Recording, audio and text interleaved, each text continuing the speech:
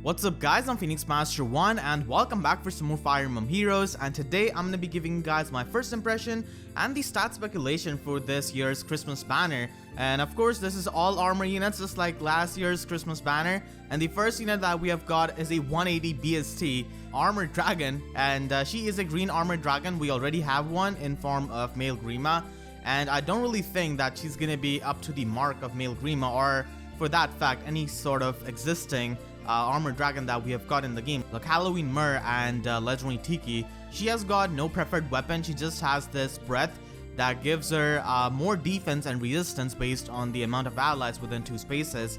So this can be really nice for stacking up defense on her, and they have done this new thing where they show the exclamation mark on the new skills which have been released for the first time, and defense res bond is one of them, so she can stack up a lot of defense and res with the help of this weapon. And of course it does have the adaptive damage. That's pretty much it. It is going to be refinable most likely, but it doesn't really have distant counter built in like Grima. And she's got Luna as her special.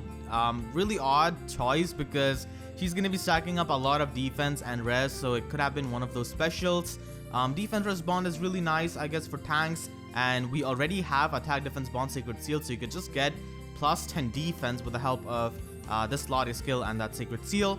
Vengeful Fighter as a slot B skill, of course, pretty standard stuff. She does come with a good fighter skill and armor march, so she does have pretty good skills, and she's gonna be proccing her special here. She's got reindeer antlers, if you can see that on her dragon model. This makes me a bit salty, just a little bit, because Myrrh didn't have any sort of accessory on her dragon model. I think they should have definitely put that, but Fae has got that. And we did get this accessory from the tap battle, I believe. Yeah, her special coats are pretty bad. Like, her normal version special coats are really bad. I expect these to be bad as well. We just saw example of that here. Like, what kind of special coat is this before you kill someone?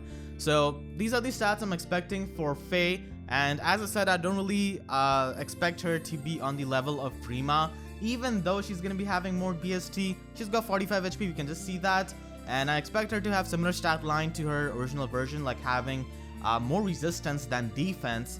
And if she can stack up defense and res, she can be incredibly tanky, but still she's going to be having some competition from other green armors like Surtur, who is a 180 BST armor unit.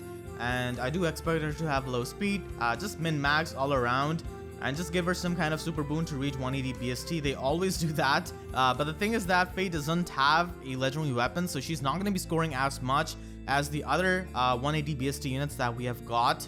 So yeah, this is just the stats I expect on Fae. It's not really a prediction or any kind of confirmed stats. It's just my expectation pretty much. And we have got Winter Ephraim.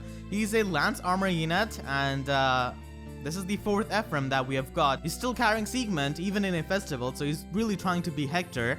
And he has got Festive Segment, and it does reduce the cooldown of special by 1 and gives you +4 to all of your stats during the combat if you're not adjacent to an ally.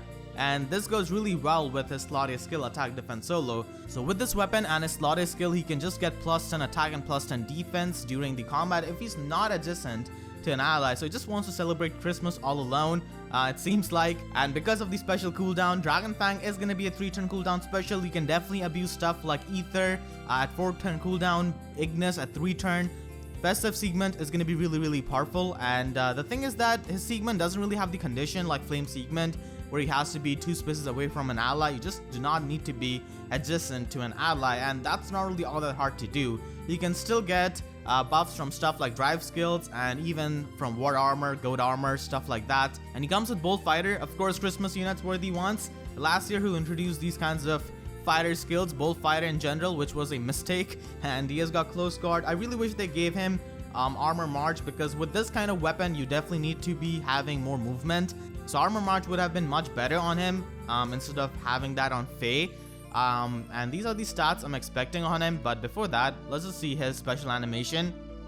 Attack defense solo is actually going to be really nice on Legendary Ephraim, and even Wallheart. So people who use those units a lot and don't really care about armor units can definitely fodder him off for that. But once again, you're going to be missing out on Bolt Fighter, which is a broken skill. He's got amazing skills to be foddered for, but Close Guard is present on Veronica. So yeah, he's going to be proccing his Dragon Fang, does 95 damage. So you got 33 points of additional damage from Dragon Fang on top of the 62 damage which he was doing. And to get 33 points of additional damage from Dragon Fang, you need to have 66 attack.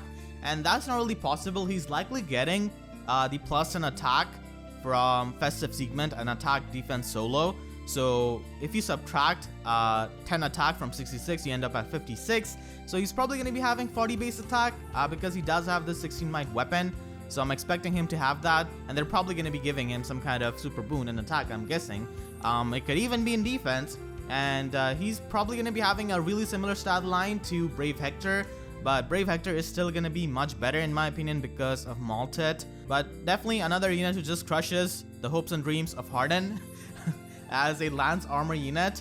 So yeah, these are the stats I'm expecting on Ephraim. 40 base attack for sure, I think. Looking at the damage he did from his Dragon Fang, really high defense.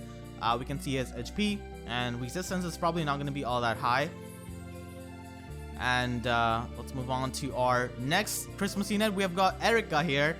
This definitely does not look like an armor outfit, but it's a progression, I guess, from Winter Tharcha at least. So she is the first armored healer. Now, armored healers are going to be definitely interesting units to face because of the increased BST. They can definitely run Absorb and Close Counter set better, and they can also inherit a Wary Fighter to just prevent any sort of counter attacks. But the thing is that if you're going to be running a fighter skill on her slot B, then you miss out on one of these staff skills, and she already comes with Dazzling Staff as a slot B skill, and there's not really a lot of point of running Bolt Fighter or Vengeful Fighter on an armored healer because they cannot really use any kind of offensive specials, so they're not really threatening in that way. But I guess you could use Miracle with Bolt Fighter or Vengeful Fighter if you want to meme.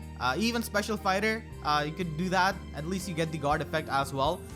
So here is Eirika. She's got Joyous Lantern plus new inheritable staff, and this just gives you plus 5 defense and plus 5 res to an ally who has got the highest attack.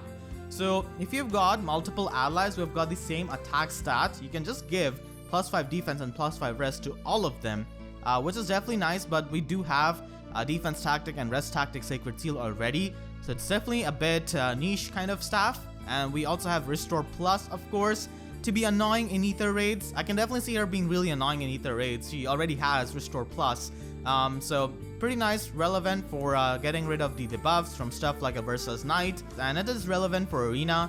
And she's got Heavenly Light, and if you want to maximize her scoring, you will have to give her one of these specials from Loki or Brave Veronica, so that she can have more SP. And she has got Dazzling Staff as a slot B skill, and Attack Opening is a new skill which she has got. It's definitely a really niche skill. I don't really think it's broken.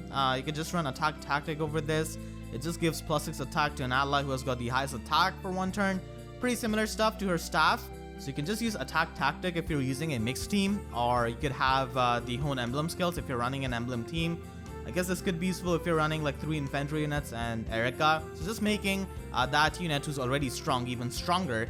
And as I said, if all of the allies have got the same attack stat, then all of them will be getting plus 6 attack. Eirika definitely has some potential with Absorb Plus, with the Wrathful Refine and Close Counter. That can be done. And you can actually just refine her staff for the Wrathful Refine and just give her Armored Boots. And she can be really nice with that. Nice budget set with the help of Armored Boots. You can make use of Dazzling Staff.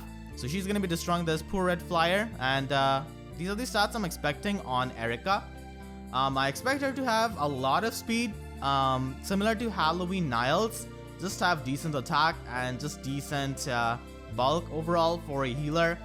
They could actually take the route of min-maxing her by increasing her defense and resistance by quite a lot, and just allocating her speed to be really low. And that way you can run Wrathful Staff, Refine on Absorb, run Wary Fighter and Close Counter. You wouldn't really need Dazzling Staff at that point if she's that min-max, but I kind of expect her to be a bit fast, because I expect the other 2 units to be slow. So yeah, that's gonna be my stat speculation for these 3 units. Let me know in the comments if you agree or disagree with them, and what kind of expectations you have for these armor units. And we're going to be getting this Paralock, and we're actually going to be getting a new free-to-play unit in Cecilia. Cecilia is probably going to be an armored dagger because it's just too late to give us some kind of infantry dagger unit as a Tempest Trial reward. So I definitely expect her to be armored unit because Christmas units are armored. And this could be nice for the armor quest and could be nice for free-to-play players. And this is going to be our first colorless armored dagger if she is armored. And I really want her to have armor march because that would just make a lot of the armor quests really nice for free-to-play guides. None of the free armor units have got armor march, and I really want that. You can just give her any kind of trash skills, but just please give her armor march, because this could also help a lot of players who have not pulled any sort of armor march unit. And we do have some nice free armor units like Halloween Dorcas, Valentine Eliwood, Black Knight, Arden. So armor march could be useful. That's only my hope. And we do see Fiorm Air, which is pretty interesting. I was thinking they would have air, and I thought they would have just kicked Fiorm similar to how they did to Virion. But I guess Fiorm is still alive canonically, still coughing probably. So that's gonna be it for this video. As I said, let me know in the comments if you agree or disagree with my stat speculation, and if you enjoyed, then please be sure to leave a like, and if you haven't already, then make sure to subscribe for more Fire Emblem Heroes content. And with that being said, I'll see you guys next time. Thank you so much for watching, and have a great day.